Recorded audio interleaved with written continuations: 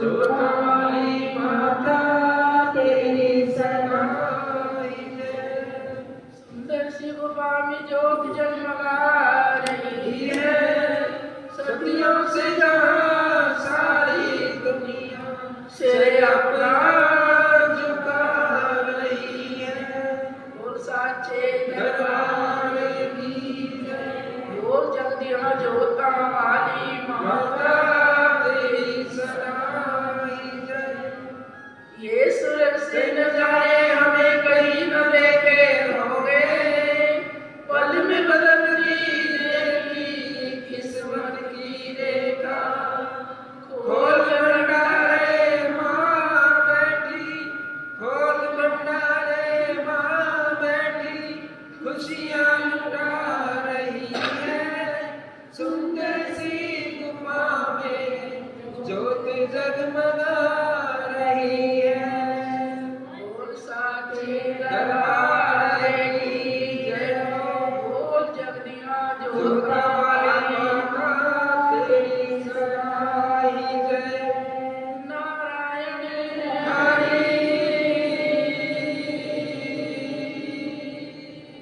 जय माता की जय माता दी। जय माता की जय माता दी।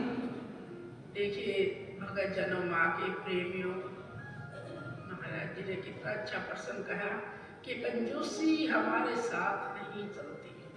ये तो उल्टा हमारा कंजूसी तो जूस निकाल देती है। कहीं पैदा होने की जगह भी नहीं मिलती, ना कहीं रहने की जगह मिलती। कहाँ जन्म लेंगे? कुछ हाथ से दान किया नहीं, भजन किया नहीं, साधु संतों की सेवा की नहीं, तो जन्म कहाँ लोगे फिर? कुत्ते बिल्ली में, जानवर पशुओं में, इन्हीं में जब जन्म लेना पड़ेगा, ताकि वहाँ कोई दान नहीं करना, कोई भजन नहीं करना, पेट भरना केवल, तो फिर हमें वहीं जन्म मिलेगा। तो ये सोचने की और समझने की बात है, कितनी गहरी बात है। हम देखिए छोटी छोटी बातों पर कंजूसी करते हैं, छोटी छोटी बातों पर स्वार्थ करते हैं, दान की तरफ से हम मुट्ठी बंद कर लेते हैं। कहाँ काम आता है? इसी पर एक कथा बहुत अच्छी। राजा परीक्षित महान राजा थे, सबको पता है संसार में कि राजा रघुकुल के वंशी थे और रघुकुल राजा थे राजा परीक्षित। राजा परीक्षित को शाप लगा था, किसका?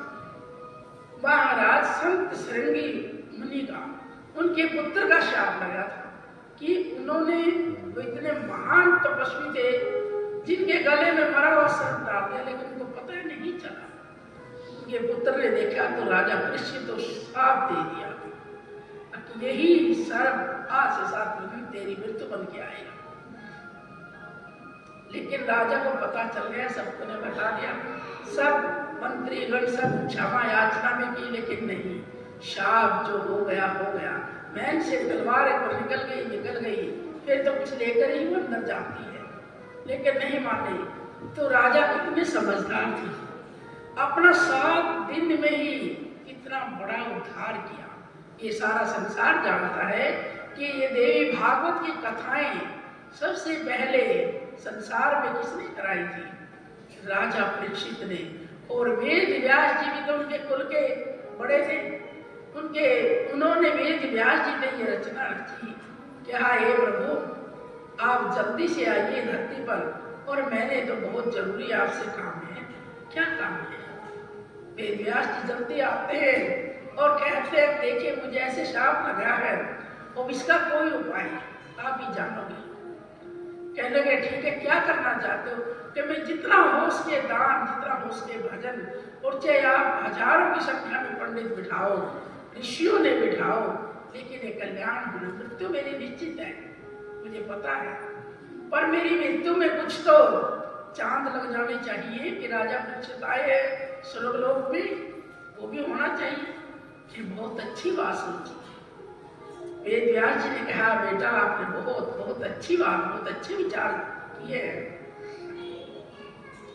राजा परीक्षित ने 7 दिन की देवी भागवत महापुराण का आयोजन किया और सभी संत ऋषियों को बुलाया, और वेद व्यास जी ने एक कमरे में इसको बंद कर दिया, सबसे ऊपरली मंजिल में, और उसके सब श्रवण होती रही कथाएं, कथाओं का राज सब सुनते रहे।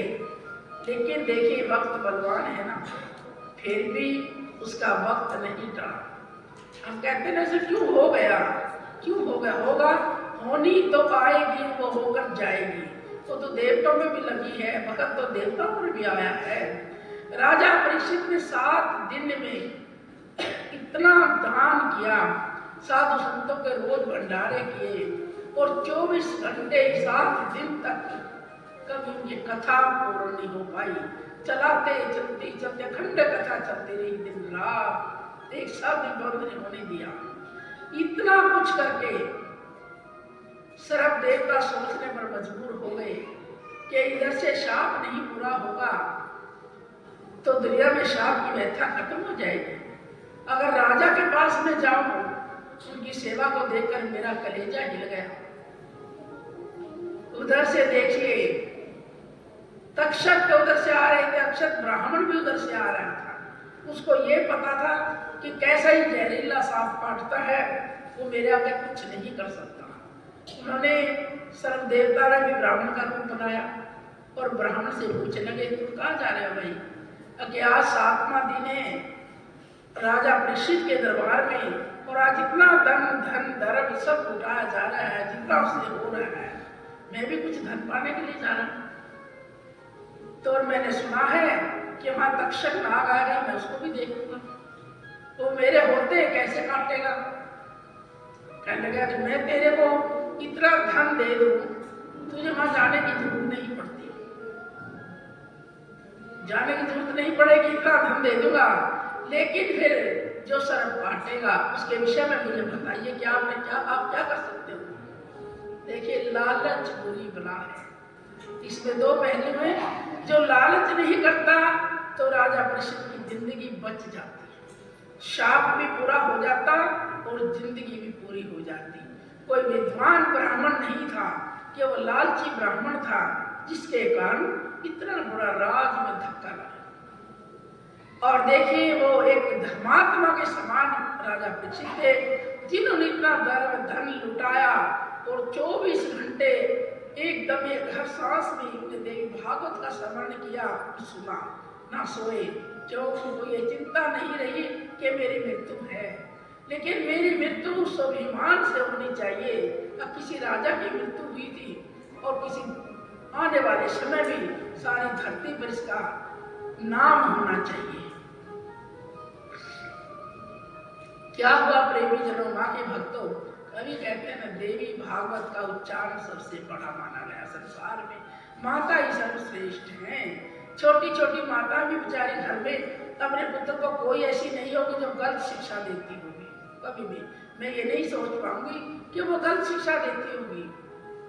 तू भी अपने बच्चे को महान बनाना चाहती है, चाहे कैसा भी क्यों ना हो। तो उधर से कहने लगा मैं वो कर दूंगा, राजा तक्षक चाहे 10 बार काटे, लेकिन मैं ऐसा ब्राह्मण हूँ, उसको 10 बार ही जीवित कर दूंगा। क्या बता तो दे मुझे, अब तू क्या देगा? अब जिसके नीचे इतना धन है, ये वृक्ष खड़ा, जितना तू ले जाए तेरी मर्जी है, ये मेरा वचन है। क्योंकि पहले वचनों पर रुकते थे, आज तो जवान पर वचनों पर किसी पर भी नहीं रुकते। आज का संसार तो ऐसा है। क्या मैंने वचन दिया? तो कह रहे ये हरा भरा पेड़ खड़ा है ना, देख लो, आप इसको काटो। तो उसने उस पेड़ को काटा और पेड़ सूख के जल के राख हो गई, इतनी सी राख हो गई। वेदाचारी ब्राह्मण ने तुरंत अपने वेद मंत्रों से अपना जल लिया और जल छिड़का, वो ही वैसे वो पेड़ हरा भरा। जय माता की। देखिए भगत जनों, भक्ति में कितनी शक्ति है, मानते हो ना? आप लोग कहते हो टाइम नहीं मिलता, अरे जिन्होंने कथा का आनंद लेना है और कुछ गुण अपने अंदर भरना है, आज का समय छोड़ दो, काम तो रोज यहीं पर है, जाके कर लो, सुबह कर लो जल्दी, कम से कम 12-1 बजे तक तो आश्रम में पहुंचो, ताकि तुम्हें कथा का श्रवण होए और उसका ज्ञान, उसका रस अमृत पीने को एक एक बूंद मिले, तो देखिए कितना मीठा लगता है। कथाएं वैसे नहीं, अगर जो ये कथा हो रही है, यही कथा थोड़े और प्रोफेशनल से हो जाती है ना, तो लोगों की भीड़ हो जाती है, पता नहीं क्या हो रहा है क्या हो रहा है। हम अपने धार्मिक भाव से, भावनाओं से, प्रेम से सबके अंदर ये कथा का रस भर रहे हैं। सुनने वाले को आनंद आए या ना आए वो उनको पता है, लेकिन हम बड़े प्रेम से इस कथा का अमृत पान करा रहे हैं सबको। तो उसने क्या कहा, देखिए दान ने कितनी बड़ी उसकी इज्जत रखी और इतना बड़ा उसको वो दिया। जब उन्होंने देखा करी ये तो भाई ये तो खत्म कर देगा, चाहे 10 बार मैं डस लूं और मेरी भी मर्यादाएं खत्म हो जाएगी, जो जितने मेरी जाति के प्रजाति के सरप है वो भी खत्म हो जाएंगे, सबकी तौहीन हो जाएगी। इसको तो कैसे फिसला करें। अगर आप नहीं मानोगे तो आपको डसूंगा पहले में, अगर मुझे तो तुम डस ही नहीं सकते जिंदगी में भी, ये जोर लगा लो 10 बार डस लो, आखिर डसोगे तो तुम ही मर जाओगे, मेरे में इतना जहर है। शक्ति है तो शक्ति से बोल रही है। तो कहने लगा चलो जितना धन आप ले जाइए और मुझे अपना कार्य करने दीजिए, बीच में मत आइए। उधर से सभी ब्राह्मणों को शाप मिल गया, उधर से राजा परीक्षित भी शापित थे और धन के लालच में, देखे कहते ना माता पिता चोरी करके खाएंगे ना परिवार को, तो ऐसा कैसा होगा, अविचारों का, असत्य विचारों का होगा, चोरों जैसी भावना रहेगी। और माता पिता भक्ति भाव प्रेम से अपने बच्चों को चने की भी रोटी खिलाएंगे, वो भी अमृत के समान हो जाएगी, उनके विचार अमृत के समान हो जाएंगे, सत्य विचार हो जाएंगे। जय माता की जय। तो देखिए भक्तजनों, उधर से राजा परीक्षित के पास कोई भी रास्ता नहीं है, सब कहां से पहुंचे, अपनी युक्ति सबको ही लगाते हैं। नाग देवता ने कहा सब नागों को इकट्ठे करो, अब तुम महात्मा का भेष बनाओ, अरे एक पिटारी में इतने सारे फल रखो, अमरूद रखो सबसे ज्यादा, क्योंकि अमरूद में सबसे ज्यादा कीड़ा होता है। जब से शापित अमरूद भी पहले नहीं होता था कीड़ा, कि उन्होंने कहा अमरूद रखिए, ये फल रखिए। आज 7 दिन हो गए हैं परीक्षित राजा को अन्न और जल ग्रहण किए। तो उनके मंत्री पहरेदार ने कहा कि महाराज कुछ साधु आए हैं और आपके अंतिम दर्शनों की यात्रा करने के लिए और कुछ फल फ्रूट भी लेके आए। कहने लगा नहीं, किसी को नहीं आने देना, बस जो फल फ्रूट है वही ले लो उनसे, और कुछ नहीं। देखिए वही तो जाना था, उसी के अंदर तक्षक नाग कीड़े के रूप में बैठा था अमरूद के पेड़ फल के अंदर। जब उन्होंने देखा अमरूद और देखा फल की टोकरी को, हो ये तो ठीक नहीं है। फिर उन्होंने कहा हे प्रभु, हे माँ जगदम्बा, मैंने तेरा स्मरण किया है 7 दिन तक, अगर आपकी यही इच्छा है, वक्त को ही आप सम्मान दे रही हो, तो वक्त ही बलवान है, जो होने दीजिए। ऐसा कहते ही तक्षक नाग अपने रूप में आ जाता है, मुझ से बाहर आ जाता है।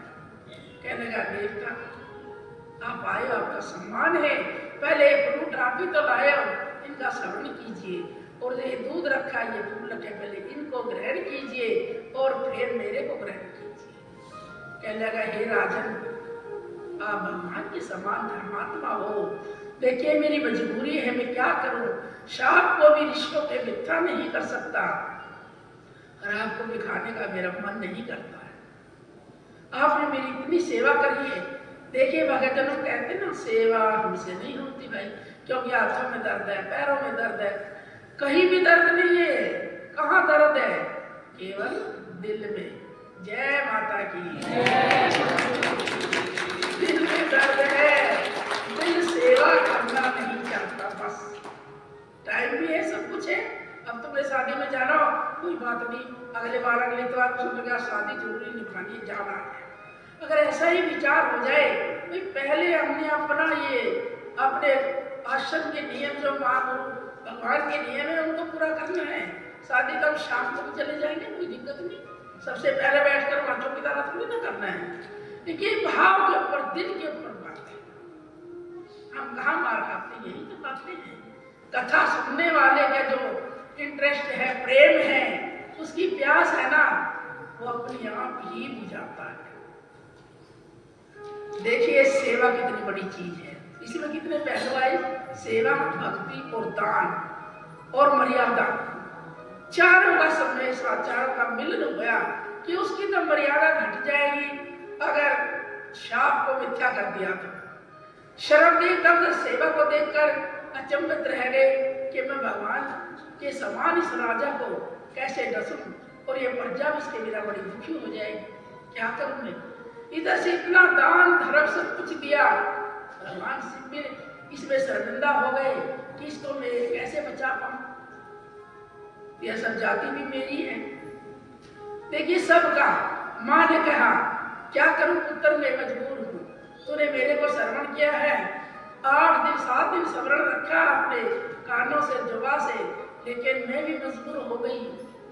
कई बातें मिलकर के ऐसा हो गया। आना तो आज भी और कल भी। उन्होंने कहा आपका कोई दोष नहीं, आपकी आयु पूरी हो चुकी थी, इसलिए आपने आना ही पड़ेगा। जय माता की, जय माता की। दोनों ने कहा माँ फिर क्या चाहिए मुझे। कहने लगी मैंने सबको देख लिया, आपका नाम जो भी है धर्मराज से भी पूछ लिया है, और क्या आप बस इतनी ही उम्र थी आपकी, और आपने आज जरूर जरूर आना ही पड़ेगा। और क्या कहने लगे, माँ की कथा चल रही थी, रोजाना माँ का समय होता था दिन में। क्या कहा उसने, अरे इस दुनिया भर में हम तो मैया के पुजारी हैं, इस दुनिया भर में हम तो मैया के पुजारी हैं। जो बैठा था ना 7 दिन से, कहा माँ दुनिया इधर उधर हो जाए, लेकिन हम तो आपके ही दास हैं और आपके बच्चे आपके ही पुजारी हैं। इस दुनिया भर में ही हम तो आपके पुजारी हैं, इस दुनिया भर में ही हम आपके पुजारी हैं। नहीं और की आशा, नहीं और की आशा, और हम दर के भिखारी हैं।